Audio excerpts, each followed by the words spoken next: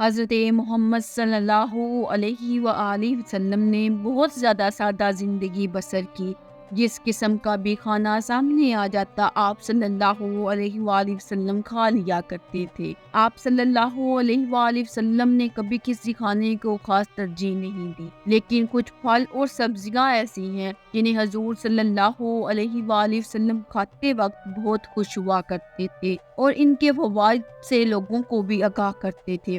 ناظرین گرامی، عرب کے لوگ کھجور کو بہت زیادہ پسند کرتے ہیں۔ وہ کھجور کو بطور خوراک بھی استعمال کرتے ہیں، اس لیے کھجور حضرت محمد صلی اللہ علیہ وآلہ وسلم کو بہت زیادہ پسند تھی۔ رسول کریم صلی اللہ علیہ وآلہ وسلم نے اجوا کھجور کو بہت زیادہ پسند فرماتے تھے، بڑے شوق سے کھایا کرتے تھے۔ حضرت محمد صلی اللہ علیہ وآلہ وسلم نے فرمایا، جو بندہ صبح کے وقت 7 کھجوریں کھا لیتا ہے تو سارا دن جادو اور زہر نقصان نہیں پہنچا سکتا۔ ایک اور جگہ نبی صلی اللہ علیہ وآلہ وسلم نے ارشاد فرمایا، اجوا کھجور جنت کا ایک پھل ہے۔ اجوا کھجور میں زہر کو ختم کرنے کی تاثیر موجود ہوتی ہے۔ کھجور ایک طاقتور غذا ہے۔ کھجور سب پھلوں میں سے سب سے زیادہ طاقتور ہے۔ کھجور انسانی جسم میں خون کو پیدا کر کے انسان کو طاقتور بناتی ہے۔ روغن زیتون، نبی صلی اللہ علیہ وآلہ وسلم روغن زیتون کو بہت زیادہ پسند فرماتے تھے۔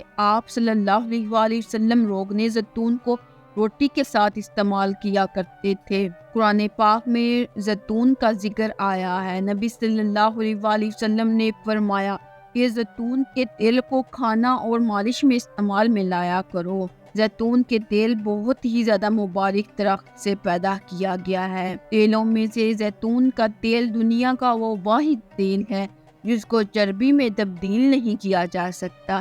زیتون کا تیل انسان کے موٹاپے اور دل کے امراض کے لیے بہترین علاج ہے اور خوراک بھی ہے۔ جس بندے کو دل، جوڑوں اور سانس کی بیماری، بلڈ پریشر اور گردوں کے امراض، فالج جیسی خطرناک بیماریاں لاحق ہوں کو زیتون کے تیل استعمال کرنا چاہیے، کیونکہ یہ تیل اس کے لیے بہترین غذا اور علاج ہے۔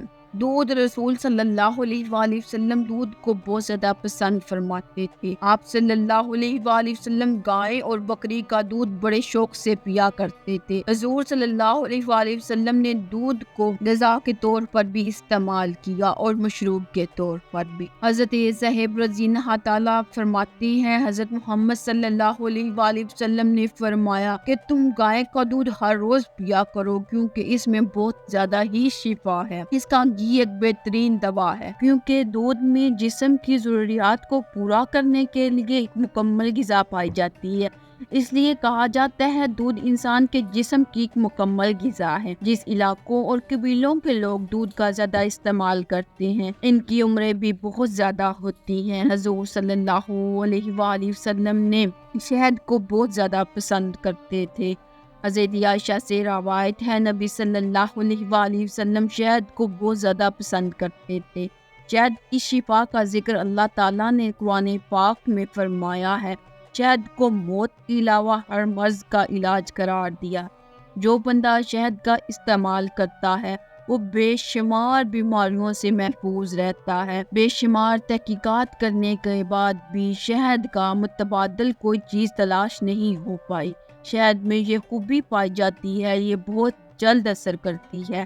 شہد قدرتی طور پر اینٹی بایوٹک ہوتا ہے۔ شہد چھوٹے اور بڑوں کے لیے دوا اور غذا کے طور پر استعمال کیا جاتا ہے۔ حضور صلی اللہ علیہ وآلہ وسلم کدو کو بہت زیادہ پسند کرتے تھے۔ حضرت انس سے روایت ہے، نبی صلی اللہ علیہ وآلہ وسلم کو ایک دعوت میں جو کی روٹی اور کدو کا شوربہ پیش کیا گیا۔ حضرت محمد صلی اللہ علیہ وآلہ وسلم نے کدو اس دن کے بعد میں بھی کدو کو بہت زیادہ پسند کرنے لگا۔ کدو ایک ایسی سبزی ہے جس کی تاثیر ٹھنڈی ہوتی ہے۔ کدو انسان کے نظام کو درست کرتا ہے۔ کدو انسان کے دماغ کے لیے ایک بہترین غذا ہے۔ کدو کھانے سے دل اور جگر کی بیماریاں دور رہتی ہیں۔ حضرت محمد صلی اللہ علیہ وآلہ وسلم جو کی روٹی کو بہت زیادہ پسند کرتے تھے۔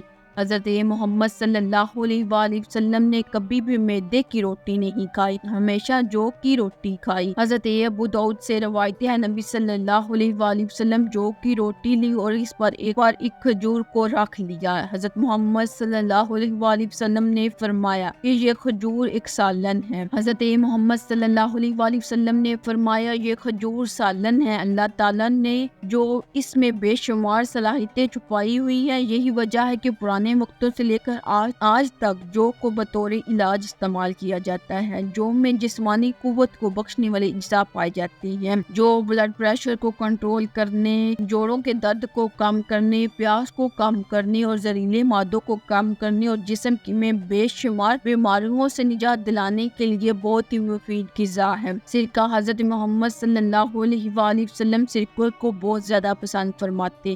آپ صلی اللہ علیہ وآلہ وسلم نے سرکے کی بہت زیادہ تعریف فرمائی۔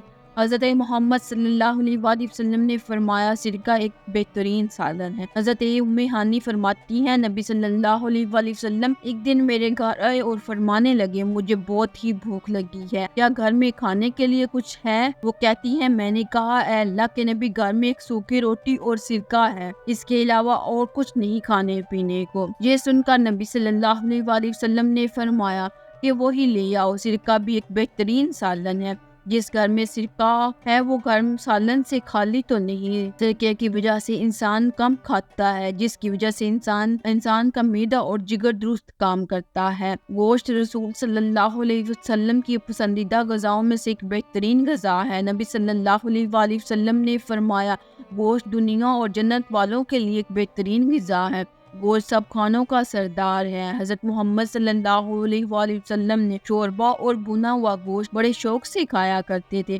حضرت ابو ہریرہ سے روایت ہے ایک بار حضرت محمد صلی اللہ علیہ وآلہ وسلم کی خدمت میں بکری کا گوشت پیش کیا گیا تو حضرت محمد صلی اللہ علیہ وآلہ وسلم نے بکری کے گوشت کو دانتوں سے کاٹ کاٹ کر کھایا۔ گوشت ایک ایسی غذا ہے جو انسانی جسم کے لیے بہت ہی مفید ہے، جو انسانی جسم کو طاقت اور توانائی کے اہم اجزاء فراہم کرتا ہے۔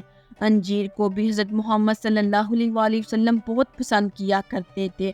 حضرت محمد صلی اللہ علیہ وآلہ وسلم کا فرمان ہے انجیر جنت کے پھلوں میں سے ایک پھل ہے۔ انجیر ایک ایسا پھل ہے جو اس کو مسلسل کھاتا رہتا ہے، اس کو بڑھاپا جلد نہیں گرتا۔ انجیر کمزور جسم والوں کے لیے لوگوں کے لیے بہترین غذا ہے۔ انجیر موٹاپے کو روکنے میں ایک اہم کردار ادا کرتی ہے۔ انجیر میں پروٹین، کیلشیم زیادہ مقدار میں پایا جاتا ہے۔ خشک اور تر انجیر میں وٹامن اے، وٹامن بی اور وٹامن سی اور وٹامن ڈی وافر مقدار پایا جاتا ہے۔ انگور حضرت محمد صلی اللہ علیہ وآلہ وسلم کو بہت زیادہ پسند تھے۔ حضرت عبداللہ بن عباس سے روایت ہے میں نے نبی صلی اللہ علیہ وآلہ وسلم کو انگور کے گوشے سے اس طرح کھاتے ہوئے دیکھا، ایک چھوٹا سا گچھا لے کر منہ میں ڈال لیتے، پھر منہ میں دانوں کو توڑتے اور تنکوں کو باہر نکال لیا کرتے تھے۔ اللہ تعالیٰ کی سب نعمتوں میں سے ایک نعمت انگور ہے جو ایک بہت ہی لذیذ اور انگور کو طاقت بخشنے کے لیے ایک بہترین پھل کے طور پر تصور کیا جاتا ہے۔